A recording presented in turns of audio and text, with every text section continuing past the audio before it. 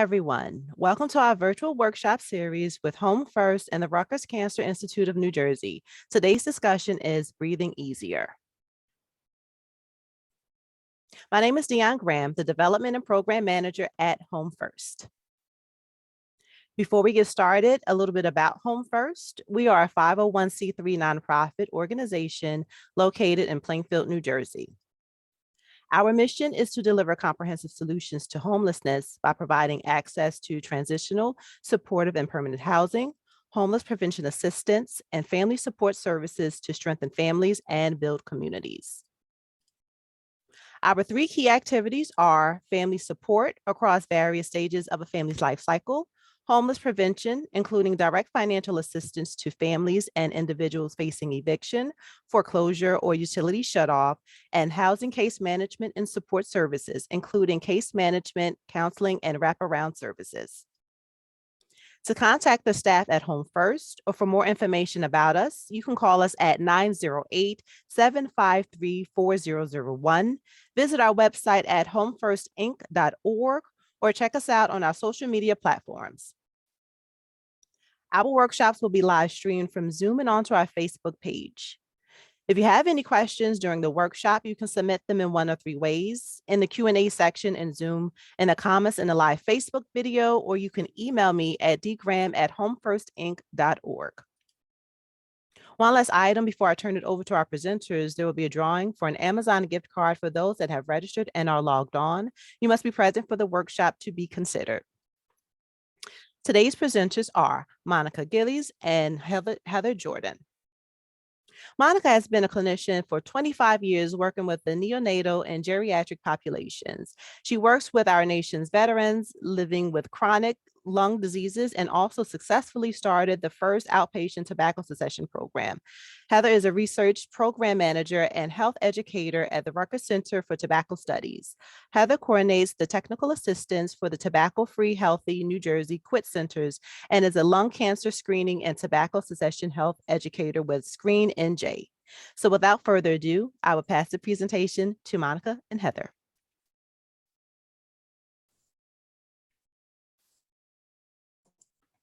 Good evening, everyone. I'm just taking a moment to share my screen so you all can see the PowerPoint slide deck we have prepared for all of you this evening. If I could just get a thumbs up out there from the audience that you can see my slide, that would be great.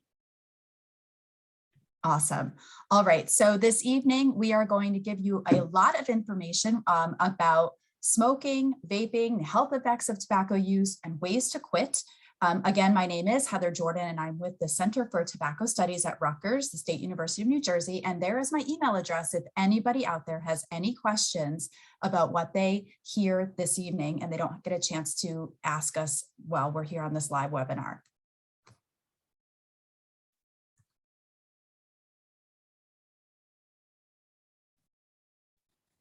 So the first Surgeon General's report was published back in 1964, and this was the very first time a lot of literature was reviewed, and that information was then put out there for the general public to learn about the health effects of tobacco use.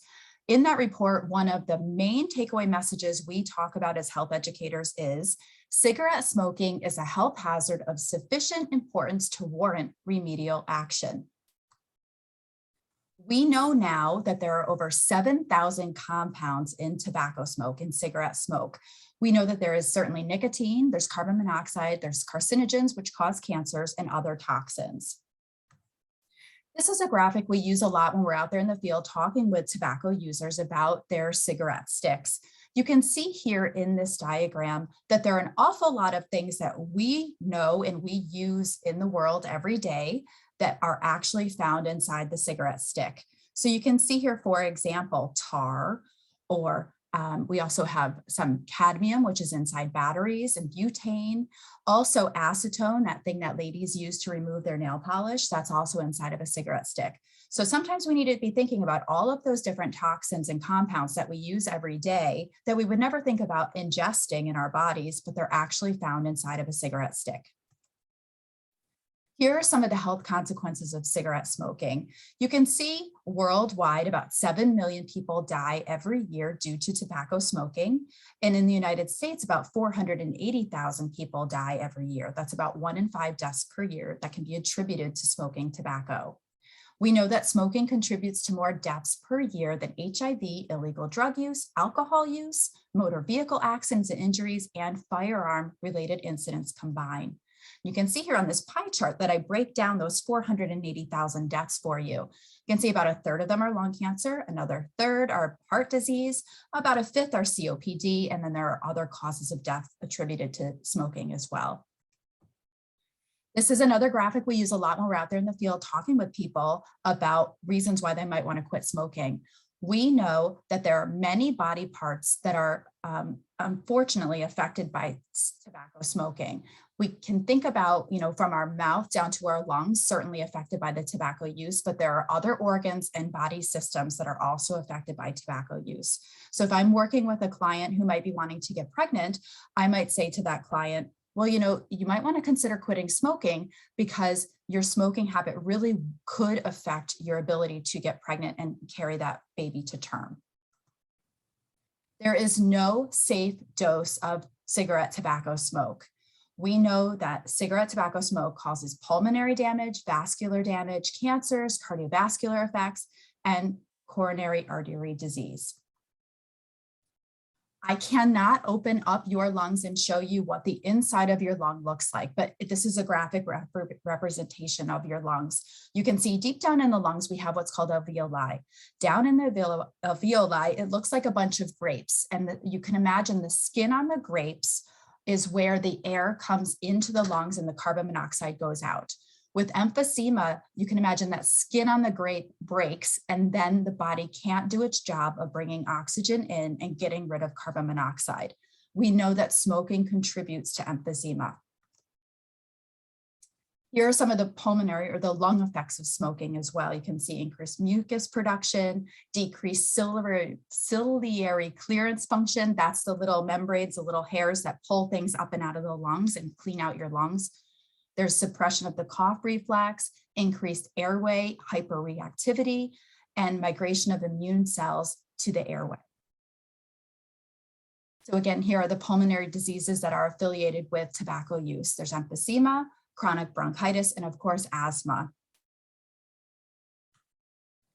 Sometimes when we give these talks, folks don't always understand what cancer is, so we like to put this graphic up there for all of you to see. You can see here the normal cells, and then you can see the cancer cells are blue.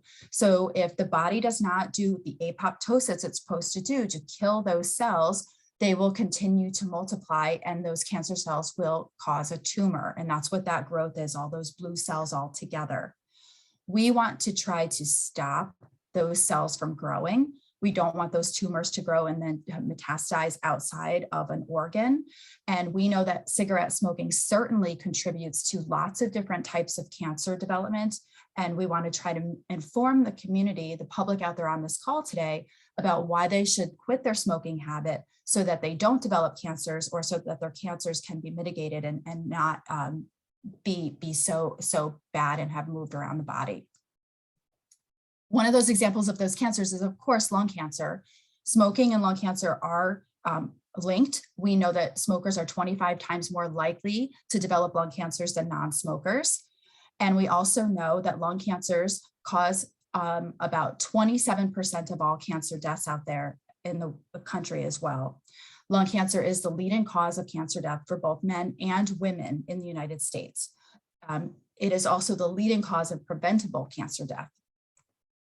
So what do we do about these lung cancers? Well, the first thing we do, of course, is what I'm trying to tell you today is we inform folks of their tobacco use and that they should try to quit using their tobacco products. That's the one form of prevention of lung cancer.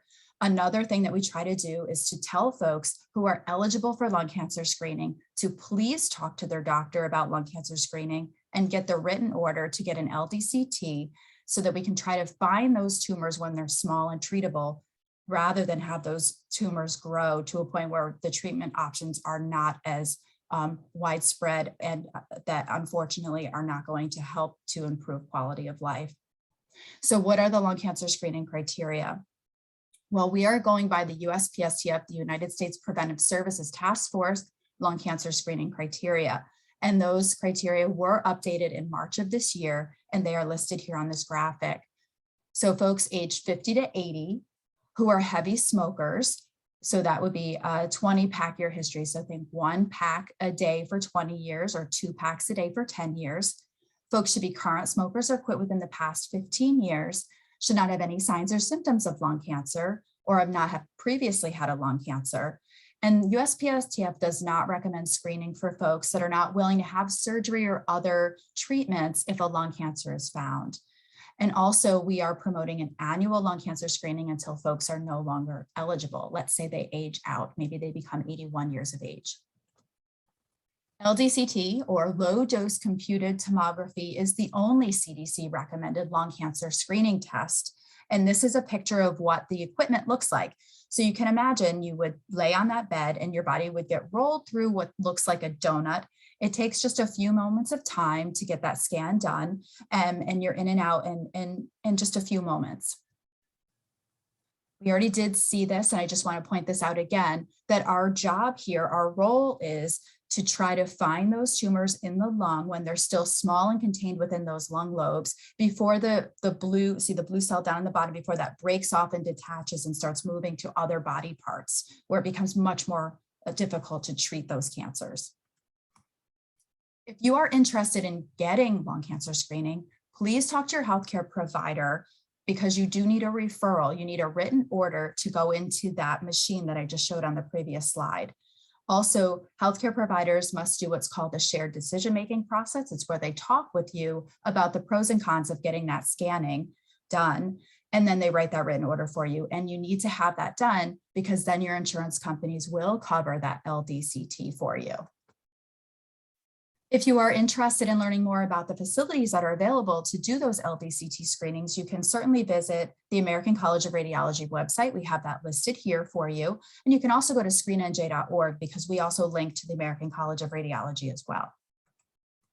For those of you on the call that are out there from that Union County area, we have relationships with all those lung cancer screening sites out there in your location. So I listed out here information about those sites. We've got their patient phone number, the provider phone number, some information about referrals, and if you need that script, that written order. And you can see here, yes, you certainly do need a written order to go get that. It's similar to mammogram. So here's 2 more locations and 2 more as well. So there are 6 locations up there in your county that you could go to for your LDCT. And I'm going to move on to some other information too, because our time is limited with you this evening. So there are other cancers that are linked to smoking. It's not just lung cancer. So I want us all to be very aware of the fact that smoking is linked to nearly 1/3 of all cancer-related deaths. So it's not just lung. So listed out here, you can see the different body parts. So mouth, pancreatic, larynx, liver, esophageal, kidney, breast, cervical, colon, bladder, and AML. So we know that smoking habits really do impact our health and cause these different types of cancers to present. In addition, there are other effects of smoking on cancer. 50%, there's a 50% increase in all-cause mortality of cancer for patients who smoke. So if you are a smoker, you are more likely to die because of your cancer and your smoking habit. There's also an increase in relative risk for cancer-specific death, and you're more likely to develop cancer recurrences if you continue using your tobacco products after you've received your cancer diagnosis. Quitting smoking at the time of diagnosis could lower risk of dying by 30 to 40%.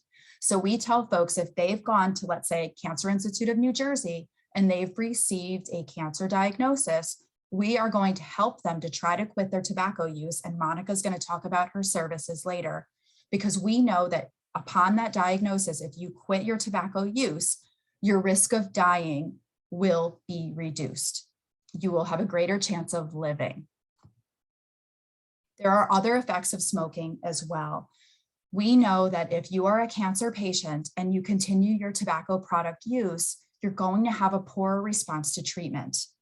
So for example, head and neck cancers, there's a 1% decrease in progression-free survival per pack year. What that means is if you don't quit your tobacco use and you continue to smoke, you're just going to reduce your chances of living longer in life. Again, you're more than twice as likely to develop second primary cancers associated with the smoking, such as lung cancer. So let's say you had a breast cancer diagnosis, you continue smoking, perhaps your treatment works for your breast cancer, you're in remission, but then you have a 2 times greater chance of developing a secondary cancer like a lung cancer. Also, if you continue smoking while you're in cancer treatment, there is higher treatment-related toxicity. Wound healing is more difficult, for example. We do show these graphics here because we want you to see the health effects of tobacco use. So you can see here this graphic of this man. It says a tip from a former smoker. He's aged 31. He was diagnosed with his condition at age 18. And he says he needs to allow extra time to put his legs on because unfortunately he is an amputee, a double amputee, due to his smoking habit. The other graphic here on the left is one that shows how smoking causes stroke. And so we know that if we can quit smoking, our risk of stroke is reduced. We're going to move on to other body parts and things that are happening besides our lungs, right? So I just talked about stroke for a moment. We know that when we smoke cigarettes, things happen inside our body with our veins, with our arteries, with the cardiovascular system. If we were to quit smoking, our cardiovascular system could work more efficiently. It could do its job better for us. I want to talk about nicotine for a moment as well, because sometimes when I give these talks, folks out there will say to me, well, that nicotine is what does it. That's what causes these health effects. Unfortunately, that is incorrect. So there's a lot of health education we need to do around nicotine. We know that nicotine is not what causes cancers. We know that nicotine is the part within the cigarette stick and the other tobacco products that is not doing the damage that people think is happening. And that is why we're able to have our tobacco users use something called nicotine replacement therapies to help them when they're trying to make their quit attempt. There are certainly other health effects of smoking. They're listed here on this slide. So again, I implore anybody out there on the call today, if you are a current tobacco user, if you are starting to feel any symptoms of any types of diseases or disabilities, you might want to consider quitting your tobacco use because that might improve the quality of your life. I do want to take just a few moments tonight to talk about environmental tobacco smoke or secondhand smoke. We know that environmental tobacco smoke, ETS, contains different mixes of materials found in tobacco smoke, including the carcinogens. So ETS does cause cancers. It does cause other health effects for those around us who might be exposed to it. So secondhand smoke is when those are exposed to cigarette smoke itself. So someone might be sitting beside a smoker. And then third-hand smoke is when those are exposed to the particulate matter and chemicals that are deposited by the smoke. So you might think about, if you're a caretaker of children and you're smoking in the house, and then those children are playing on a carpet, it's very likely that the smoking particulate matter has landed on the carpets. So if the children are playing on those carpets, they're going to be maybe ingesting those particulates or breathing them in. So we always think about the rights of the smoker versus the innocent bystander. And so when we're out there in the world and we're doing these talks about environmental tobacco smoke, we really try to explain to the tobacco users that it's important to be considerate of those around you that might not want to be exposed to that tobacco smoke.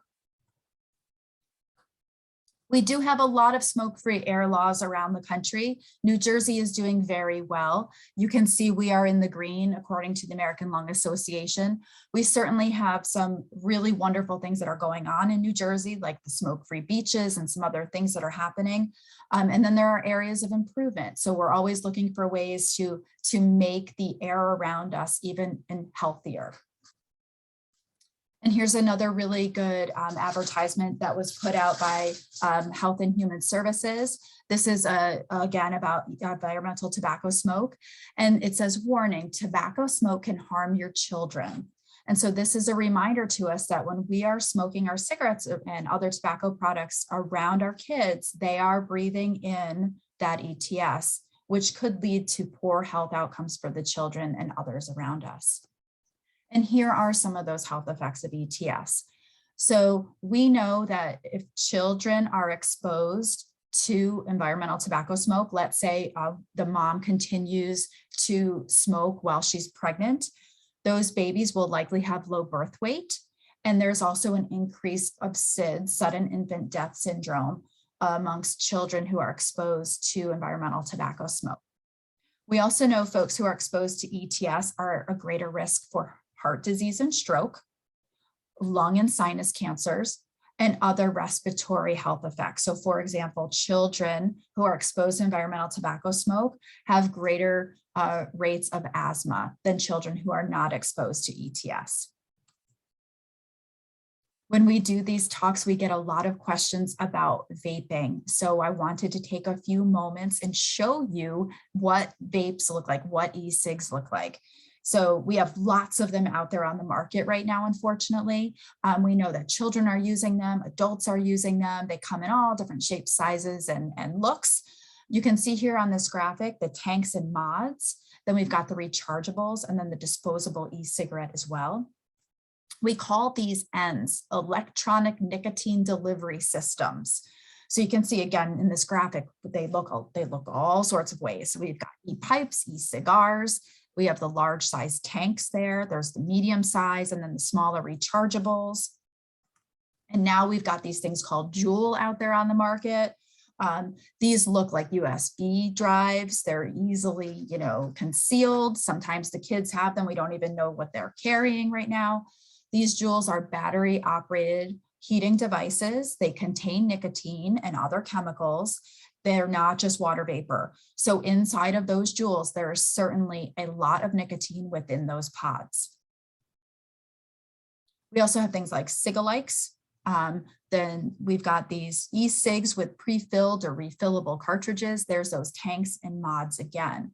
So I'm showing you all of these different things because we want to be aware of what people around us are breathing into their bodies and what they might be exhaling out into the world that we might be breathing in as well. Here are those pod mods again. So I see Juuls here. I see some other things here. Again, they're very nifty looking and they're easily concealable. Some of them look like they could be tubes of lipstick even. We know now that the Juul market share is very, very high. So the Juuling is out there for public consumption. The children are Juuling. And you can see here comparing Juul specifically to cigarette consumption. And this is the nicotine delivery. So we can see here, when we think about smoking a cigarette stick, we know that it doesn't take very long for the nicotine to get from the lungs up into the brain, where the nicotine will then release the dopamine, and that makes the smoker feel good. That's that sort of that high that they feel, that pow they feel. That's the addiction. You can see here in this graphic that the cigarette and the Juul pow, that pop that they feel, is very similar. It mimics a cigarette. And so when the nicotine can get up into the brain that quickly, it can take the edge off the nicotine withdrawals quickly. And that also will make the Juuling individual addicted to the nicotine within the pod. So at Rutgers Center for Tobacco Studies, we have something called Trinkets and Trash. This is an ongoing project where they are collecting the marketing, advertisements, and other materials from tobacco companies. And so these are some ads that were pulled from Trinkets and Trash. And I bring this to your attention because I just want you to be thinking about what happens out there in the marketing world. You can see here some celebrity endorsements of cigarettes from the past. And you can see here the Juul ads, and they're young, vibrant, and colorful. So these Juul ads are placed where young people see them, and they maybe want to mimic what these people look like in these ads. So let's talk just for a few moments about the health effects of vaping. So we know that certainly when we are working with tobacco users, we want them to be tobacco free. We don't want them using any tobacco products. That would be gold standard, of course. So for e-cigarettes, we know that although toxicants have been identified in e-cig vapors, those levels of toxicants are much, much lower than those found in cigarettes. So what we try to tell people is this: probably smoking cigarettes is worse for your health than juuling or using e-cigs, but there is no safe amount of e-cig for you either. There's not enough literature and not enough research that's been done to fully understand the health effects of e-cig use. So we just want to be aware of that when we're thinking through, do we want to try to quit smoking using e-cigs? Or do we maybe just want to use the 7 FDA approved medications to help us to quit smoking?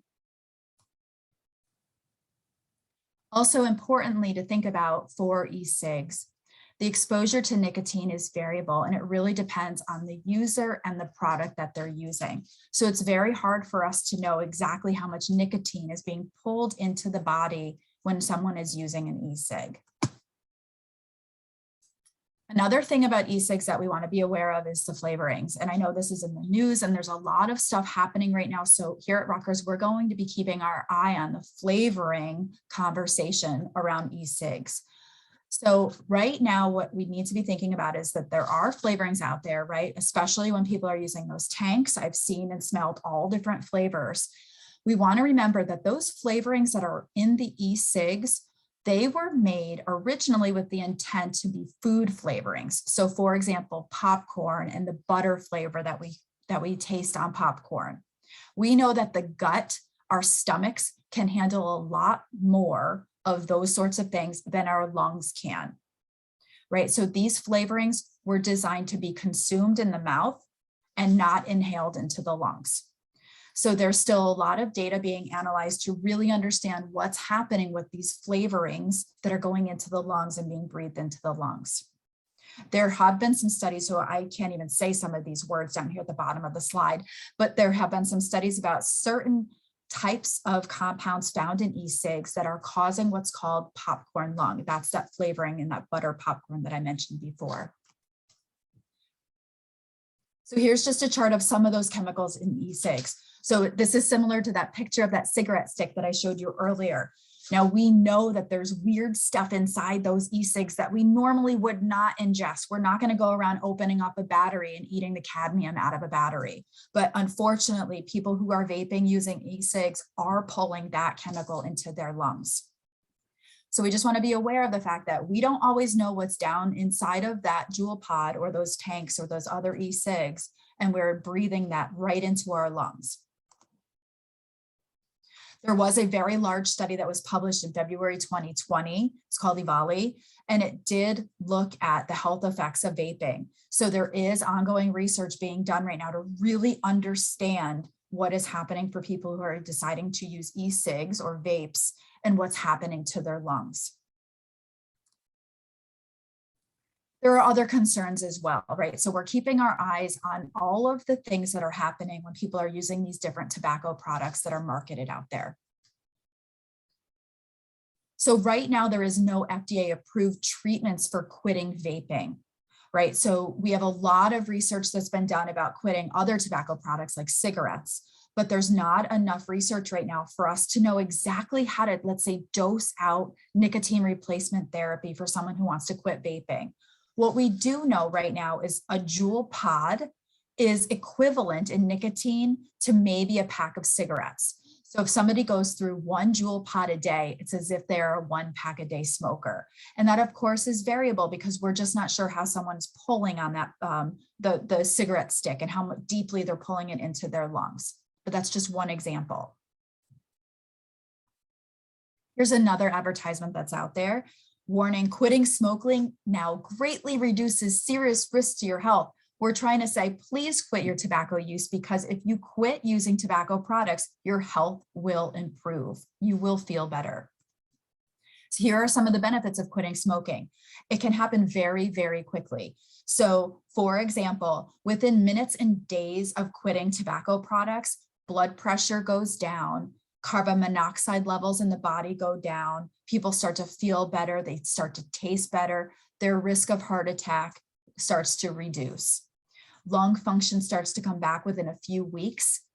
And then you can see here on the right-hand side of this graphic, with more time that passes after a quit attempt, there's other health effects that start to happen. So down there in the bottom quadrant, you can see 10 years after quitting tobacco use, the risk of lung cancer is reduced by half. So we tell folks when we're working with them that it is never too late to quit tobacco products, and your health will start to improve days after you quit. There are some quality of life issues we'd like to talk about with tobacco smoke users. You can see here that smokers are 25 to 30 times more likely to be hospitalized in their lifetime. They might make 6 or more visits to the doctor annually. They might have more restricted activity days where they're just not feeling well and they can't do the things they enjoy doing. They certainly have more acute and chronic illnesses than non-smokers. They have a lot more work absenteeism that's reported and more bed disability days. So I'm going to talk a little bit about the stop smoking services that are available in New Jersey, and Monica's also going to talk about what she has available as well. Really wonderful work is being done here in New Jersey around quitting smoking. We have quit centers, we have Moms Quit Connect for families, and we have NJ Quit Line as examples.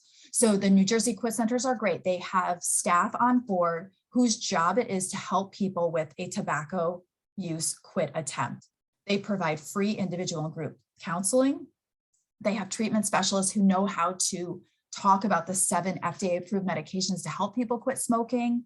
And they can also do telemedicine appointments right now, which is really important because we're still living in this post-COVID world where folks might not want to be going in and doing face-to-face with doctors and other healthcare professionals.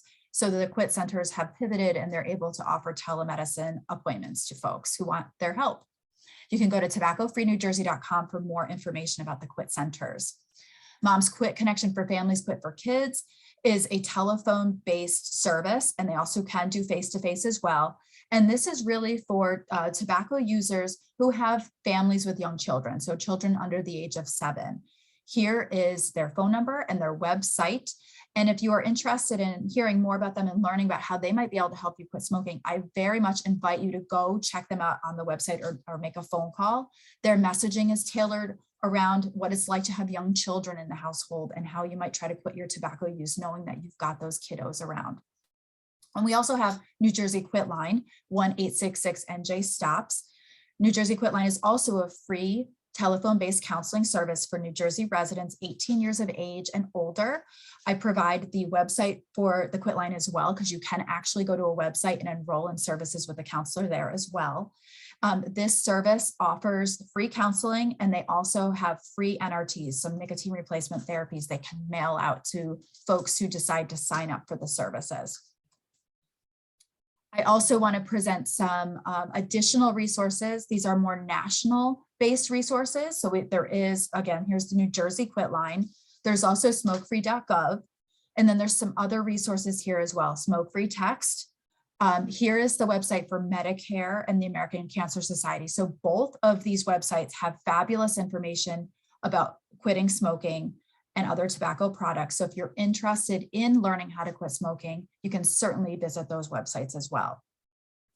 At this point, I'm gonna mute myself and I'm gonna give Monica a chance to talk a little bit about what she's doing with quitting smoking at her site. Monica. Thank you, Heather, and thank you for such a great presentation. But I wanted to just make sure everyone understands all this great information that Heather has provided you. If you feel like you're one of those people or someone you love and you want to definitely take the initiative for quit smoking, you would be speaking to someone like myself. I'm a trained tobacco treatment specialist.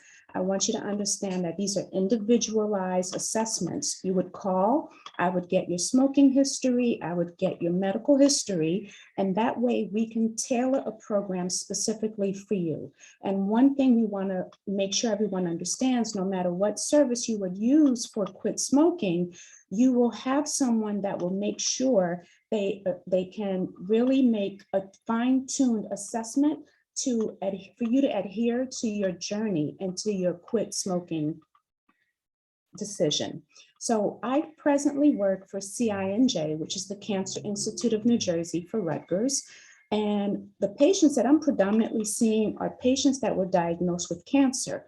As Heather eloquently expressed, people that do have cancer and they're still smoking, the unfortunate problem is that even though you're being treated for the cancer, you may be developing a secondary cancer because you're still smoking, or the treatment that you are receiving is not working as effectively as it should.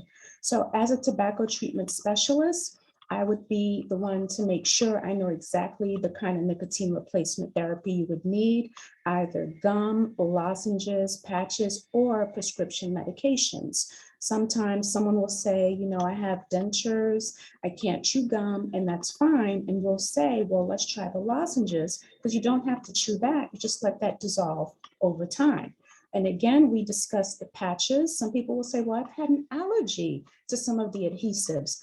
These programs, I should say companies, they're improving the adhesions every single time. So there's less and less reaction, allergic reaction. And if there is, we can tell you what you can buy over the counter for you to use these products. We just want to make sure that after you receive this great in-service about the harms of tobacco smoking, that you know, if you are interested, you have a resource with someone like myself, trained individuals that will know exactly how to assess you individually and to make sure you get the proper nicotine treatment that you need. I don't know if I want to add anything else, Heather. What do you think? Just wanted to express what we do. Excellent. Thanks, Monica. Sure. So for anybody out there on the line that might be thinking about wanting to quit tobacco use, I give you all the information here on this slide, of course.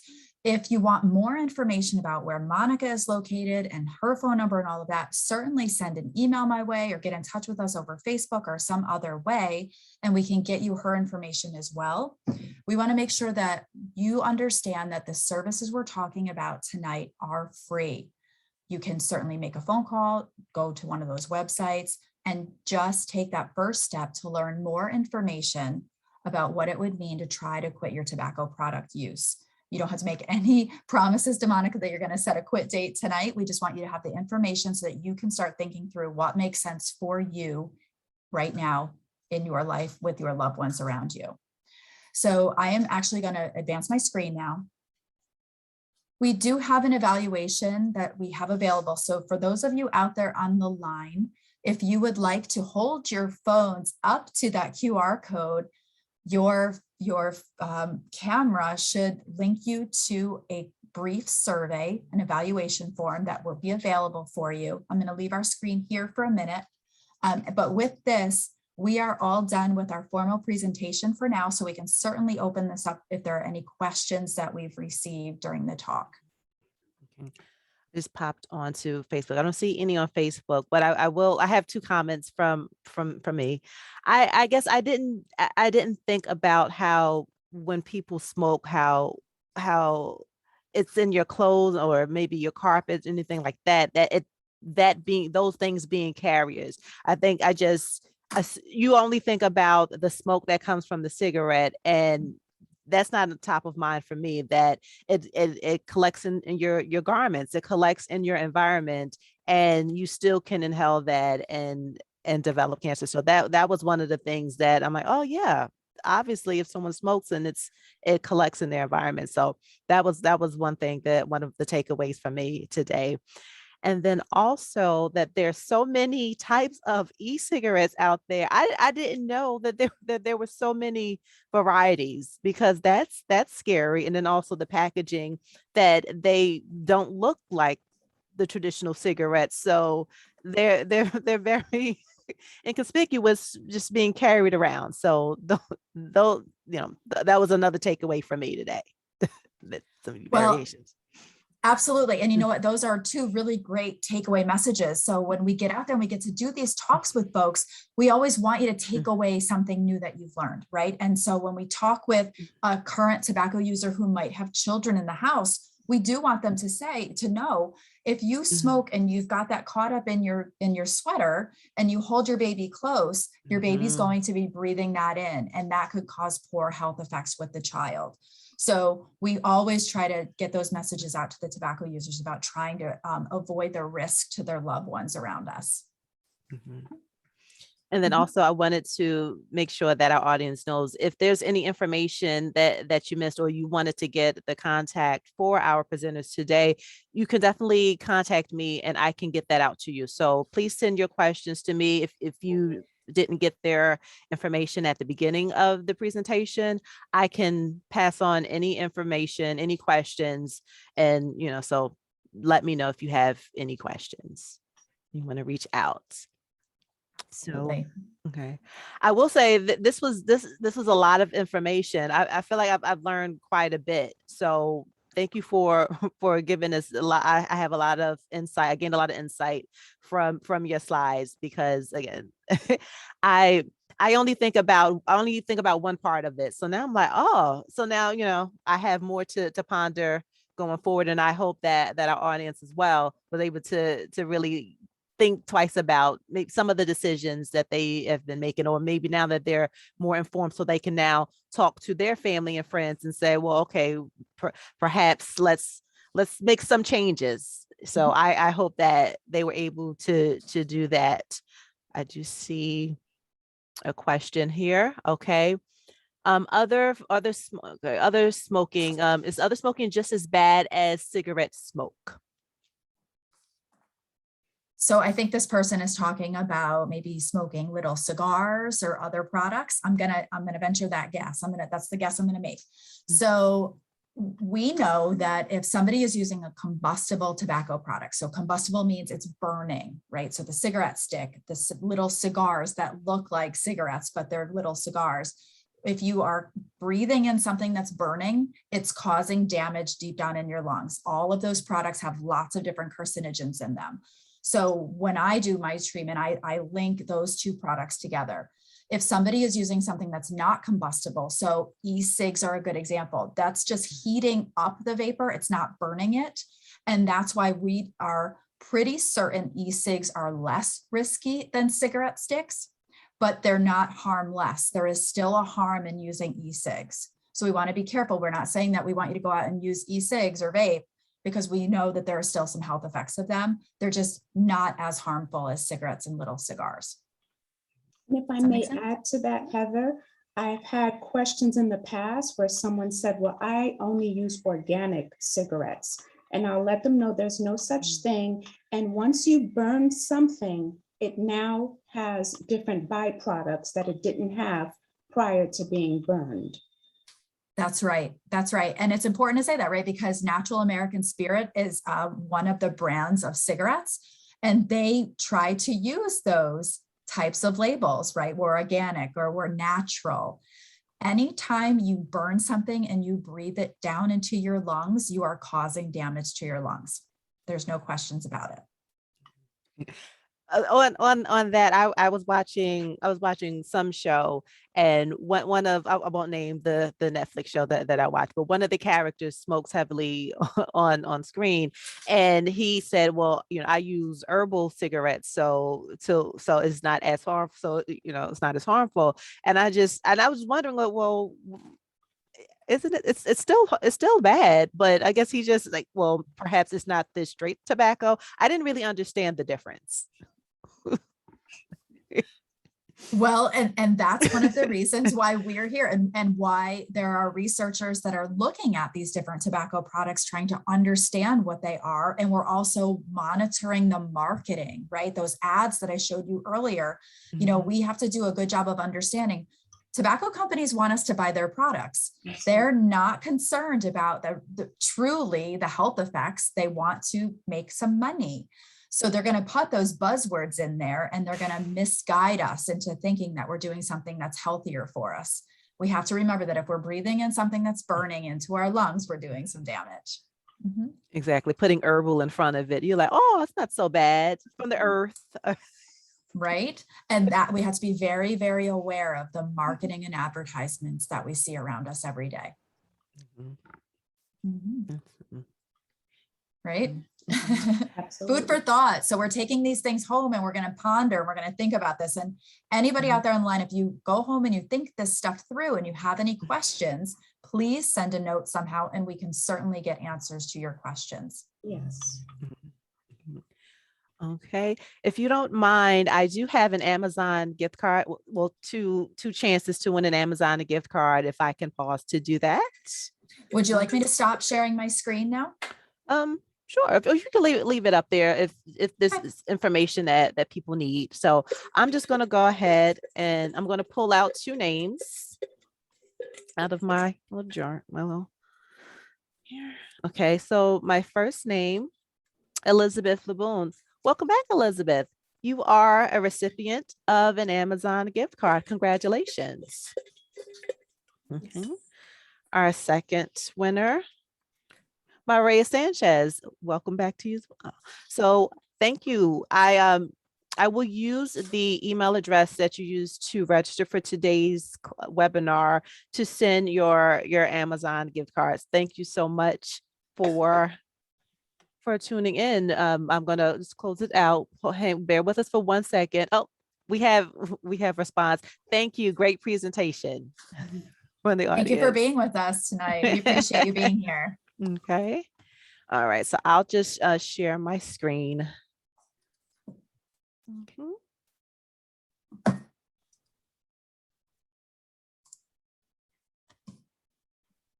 Mhm.